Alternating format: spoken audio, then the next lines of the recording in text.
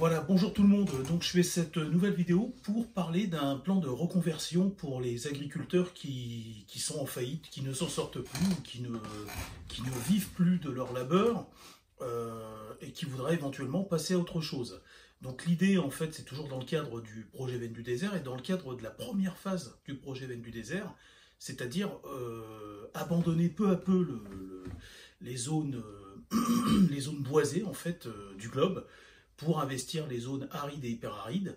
Et donc voilà, ça c'est la première phase. Et donc de ce fait, en même temps qu'on se replie, en fait, que l'humanité se replie là où elle ne dérange pas, et au contraire là où elle redonne vie, on replante en fait. Et donc l'idée c'est d'utiliser, en fait, de sublimer cette situation, de transformer quelque chose de négatif en quelque chose de positif. C'est assez facile, hein, il n'y a pas besoin d'être un génie. On a des champs, des surfaces plates avec de la terre. Vu que les agriculteurs ne gagnent plus assez en plantant en fait des végétaux qui vont se transformer en denrées alimentaires pour l'humanité, l'idée c'est qu'ils replantent des arbres. Voilà, donc ils vont passer de coopérative agricole à coopérative forestière.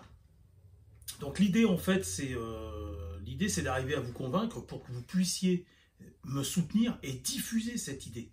Il faut la diffuser. On comprend bien que dans ce combat en fait c'est la terre qui doit gagner. En fait c'est Gaïa, si on peut l'appeler comme ça, hein, c'est la faune et la flore.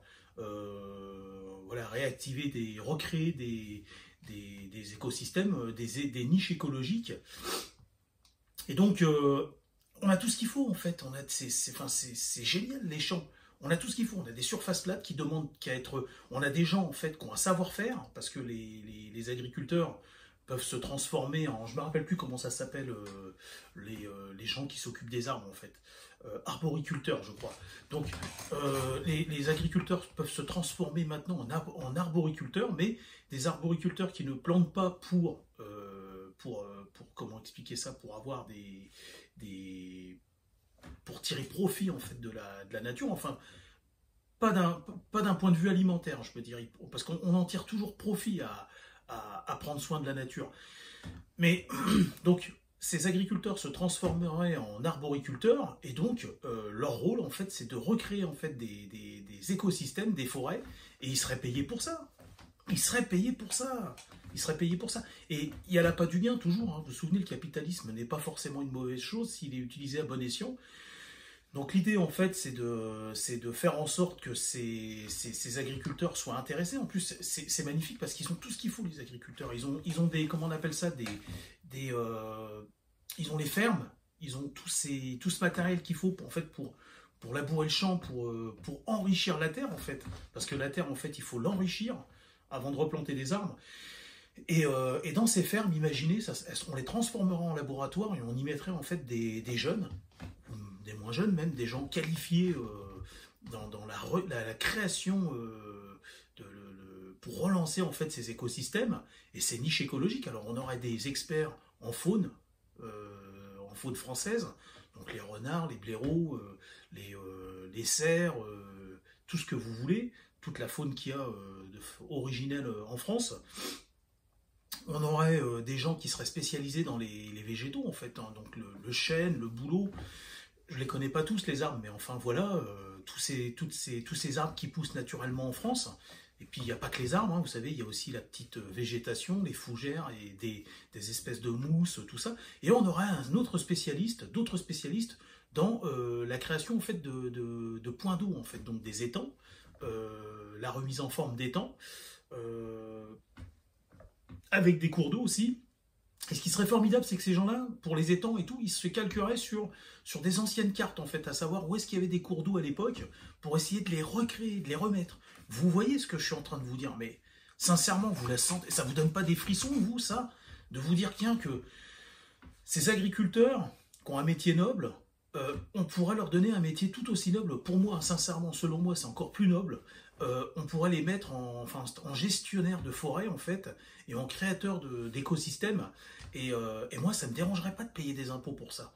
C'est-à-dire que, voilà, je ne me plaindrais pas, en sachant qu'il y a une partie de mes impôts qui part là-dedans, pour payer ces gens-là, en fait, hein, des gens qui, tout ce petit laboratoire que je vous ai dit, là, qui travaillerait dans la ferme, on réaménagerait ces fermes de telle sorte à ce que ces gens-là aient vraiment des laboratoires, en fait, à disposition, et des endroits où ils recréent, en fait, hein, et pour ensuite aller parsemer, et ça créerait tout un bassin d'emploi vraiment utile pour l'humanité. Et puis bah, ces fermiers, en fait, alors vous allez me dire, oh, mais les fermiers, une fois qu'ils ont replanté des arbres, ils font quoi? Bah, c'est un boulot, hein, croyez-moi, c'est un boulot de s'occuper d'une forêt, de plusieurs parcelles de forêt, parce que, ou même de plusieurs hectares de forêt, parce que la forêt, elle a des ennemis. Hein. On a des gens qui viennent couper les arbres, en fait, des salopards, qui viennent couper les arbres. On en a d'autres. Alors, ils coupent les arbres, en fait, c'est des commandes qu'ils ont. Alors, c'est des chaînes souvent qui sont brisées. Ils vont chercher les chaînes et essayer de les couper et de s'en emparer. On a ceux qui viennent faire les décharges sauvages. On a les chasseurs. Alors, c'est pas tous les chasseurs, c'est une partie des chasseurs qui se comportent comme des voyous et je pense que l'État est beaucoup trop laxiste avec eux. Je fais allusion à ceux qui s'introduisent en fait sur des propriétés privées, des parcelles privées pour aller chasser. Ils sont de mauvaise foi en fait, ils n'acceptent pas que l'animal ait pu se réfugier dans un endroit, dans un havre de paix, dans une ambassade, et donc ils vont aller le pourchasser. Alors ça a pour cause plusieurs effets, parce que s'il tombait sur moi, enfin je vous le dis tout net, hein, si moi j'ai une parcelle de forêt et qu'il y a un chasseur qui s'introduit sur ma forêt pour aller chasser, je peux vous assurer qu'il y a des chances pour qu'il ressorte jamais de cette forêt. Je vous le dis. Hein. Et je le dis, regardez, la DGSE ou DGSI peut regarder mes vidéos, le gouvernement et tout, moi je vous le dis tout net. Hein. Si j'ai une parcelle de forêt un jour et qu'il y a un chasseur qui s'amuse à faire ça, je peux vous assurer qu'il repartira peut-être sans ses deux jambes. Croyez-moi, ceux qui me connaissent le savent. Je suis quelqu'un de super sympa, mais il ne faut pas pousser. Et donc, des décharges sauvages, c'est pareil. Hein. Le mec, il repart sans ses dents. Il repart sans ses dents et avec un œil en moins, je vous le dis tout net. Et pareil pour le mec qui coupe les arbres. Moi, je le découpe avec sa tronçonneuse. Hein. Je deviens ouf. Hein. Le mec, il vient sur mon truc. Tu t'es fait chier à faire pousser des chaînes. Et le mec, pour gagner 400 €, il va te défoncer ton chêne. Mais je te jure qu'il repart avec une jambe en moins, le mec. Avec sa putain de tronçonneuse. Mais enfin, bref. Donc, croyez-moi, c'est un vrai boulot. C'est un vrai boulot d'être gardien de ces forêts. Croyez-moi, comment on appelle ça, on donnerait des nouveaux attributs en fait à ces agriculteurs. Ils auraient le métier, je me rappelle plus du nom que j'ai dit juste avant, arboriculteurs, mais on leur donnerait l'usage de la force en fait. Donc ça serait aussi des gardes forestiers assermentés, donc qui auraient le droit d'avoir une arme sur eux et de pouvoir tirer comme je vous ai dit là, hein, juste avant, c'est pas une blague tout ça. Hein. Il faut voter des lois pour que le gars qui garde les forêts, s'il est en danger ou s'il fait plusieurs sommations et que ça ne fonctionne pas, qu'il ait le droit à l'usage létal en fait. Hein. Faut plus rigoler avec ça. On a trop rigolé, on a été trop laxiste. Dernièrement, j'ai été faire un jogging, j'ai traversé les champs, j'ai vu des chiottes quoi dans le champ en fait. Vous voyez ce que je veux dire, des chiottes. Quel genre d'ordure irait faire ça? Parce que on mange après nous. De ces champs en fait, on en tire notre substance en fait alimentaire. Il faut vraiment être la dernière des saloperies pour aller te virer des chiottes, des déchets comme ça dans les champs, en sachant que ça pollue le sol et qu'après il y a un retour il y a un retour en fait, il y a un retour, c'est comme le plastique dans la flotte, il y a un retour derrière qui est négatif. Donc on donnerait un statut particulier en fait à ces gens-là, en fait, exactement comme les espèces de rangers aux États-Unis, en fait, je ne sais pas comment ça s'appelle, un garde forestier aux États-Unis, je crois que c'est un ranger, il me semble, qui a tout à fait le droit, c'est un flic, hein, mais dans la forêt. Et il a le droit déjà d'embarquer la personne qu'il a attrapée sur le fait, et ensuite de faire un usage létal si sa vie est en danger, ou alors s'il parle à des gens, il se heurte à un mur, des gens qui ne veulent pas comprendre, qu'il ait le droit de remplir la gueule du mec, de lui remplir la gueule, et puis si ça va plus loin, de le dessouder, quoi. Faut plus rigoler avec ça. Et donc voilà, l'idée c'est ça. C'est de transformer en fait les agriculteurs, de les recycler. Alors le mot est peut-être pas très noble, recycler, mais de leur donner qu'ils fassent peau neuve. Et ça, c'est un truc qu'on pourra faire simplement avec la pression, parce que je crois que c'est des projets qui n'intéressent pas le gouvernement, en fait.